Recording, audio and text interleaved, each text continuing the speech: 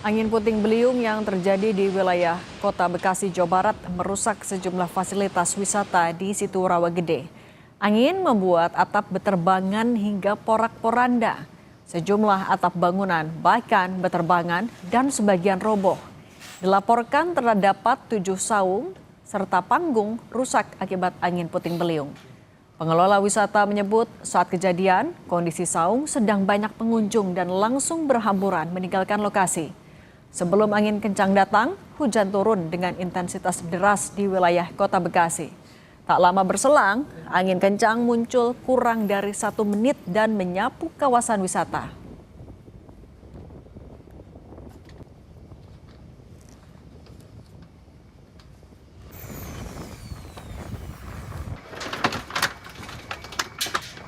Sekitar kurang lebih jam 4.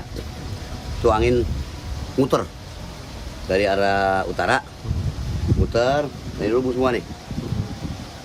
Panggung pertama belum, yang kedua kalinya dari sana, dari selatan ya.